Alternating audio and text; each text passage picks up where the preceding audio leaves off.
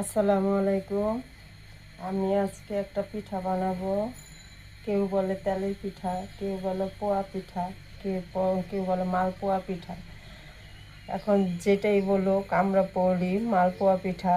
এখানে কিছুটা চালের গুঁড়া নিয়েছি, এখানে আতপ চালের গুঁড়া আছে, আর নিয়ে নিব এতটুকুই সুজি, মানে এক বাটির হাফ বাটি সুজি।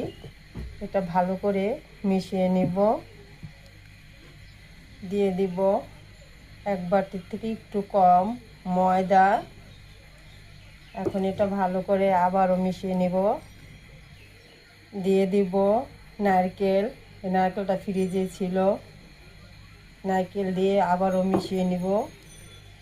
দিয়ে দিব একটু লবণ, কারণ পিঠার মধ্যে একটু লবণ না দিলে মিষ্টির ভাবটা ভালো লাগে না, আর লবণটা দিলে কিন্তু খুবই ভালো লাগে পিঠাটা, মিষ্টি মিষ্টি আরও বেশি লাগে। এখন দিয়ে দিব চিনি, আর দিয়ে দিব খেজুরের গুড়।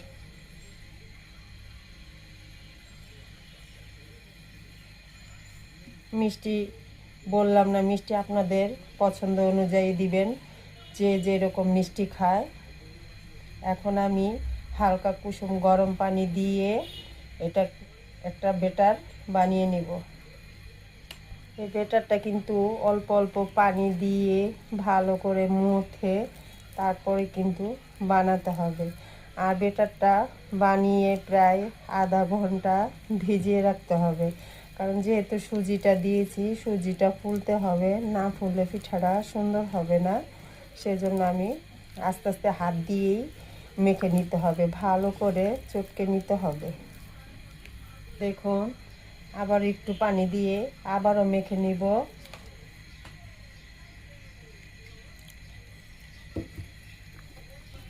এরকম কিন্তু অল্প অল্প পানি দিয়েই ব্যাটারটা বানাতে হবে। একেবারে যদি পানিটা দিয়ে দেই তাহলে কিন্তু ব্যাটারটা ঘনত্ব হবে না, পাতলা হয়ে যাবে। পাতলা হলে আর পিঠাটা সুন্দর হবে না, সেজন্য অল্প অল্প পানি দিয়ে ব্যাটারটা বানাতে হয়। দেখুন, এইভাবে কিন্তু গুলিয়ে নিয়েছি। এখন আমি এটা আধা ঘন্টা ভিজিয়ে রেখে দিব, মানে ঢেকে রেখে দিব। আধা ঘন্টা পরে দেখব যে আর একটু পানি লাগবে কি না, যেহেতু সুজিটা আছে। এখন আমি ঢেকে রেখে দিব।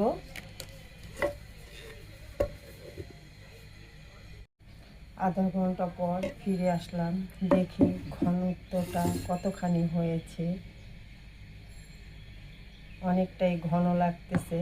এখন এখানে আমি আরও একটু পানি অ্যাড করে দিব, কারণ অনেক ঘন হয়ে গেছে। দেখুন,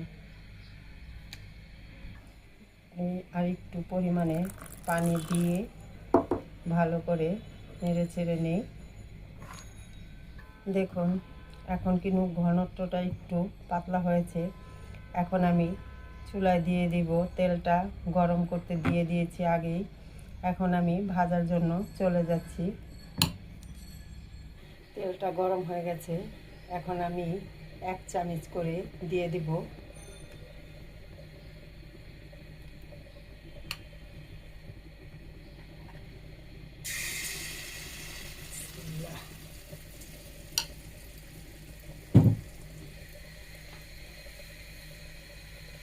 দেখুন মাশাআল্লাহ কিভাবে পিঠাটা ফুলে উঠেছে। দেখুন,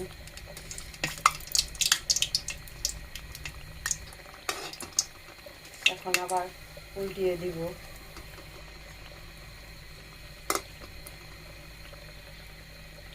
পিঠাটা কিন্তু হয়ে গেছে, লাল হয়ে গেছে।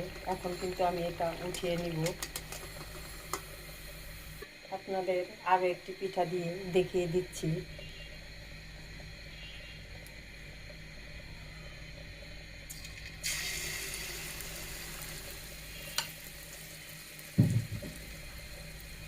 এটা আমি ক্যামেরা অফ করব না।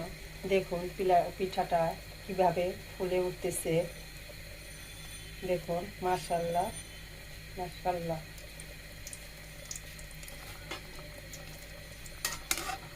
দেখতে পাচ্ছেন পিঠাটা কতখানি পরিমাণে ফুলে উঠেছে।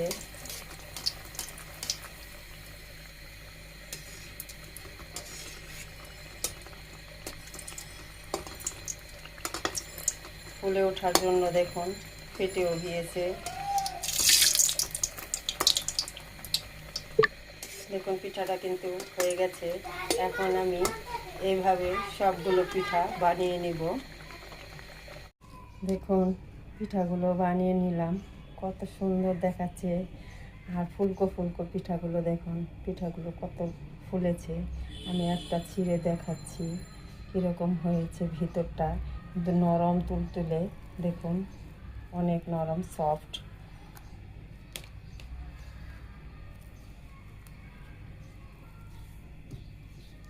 এই দেখুন সুজি দিয়ে যদি বানায় পিঠাটা, একটু সুজি বা আটা, আটা না ময়দাটা দিলে পিঠাটা ডোটা খুব সুন্দর হয়, নরম থাকে। এই পিঠা যদি 2 দিনও রেখে খাওয়া হয় তাহলে কিন্তু পিঠাটা শক্ত হয় না, পিঠাটা নরমই থাকে। আর এখানে যেহেতু আতপ চাউল আছে সেজন্য আমি 2 রকমই দিয়েছি। বন্ধুরা, যদি ভিডিওটা ভালো লাগে একটা লাইক, শেয়ার, কমেন্ট করবেন, কমেন্ট করে জানাবেন এবং আমার ভিডিওটি সম্পূর্ণভাবে দেখে আমার চ্যানেলটি সাবস্ক্রাইব করে দেবেন। আল্লাহ হাফেজ।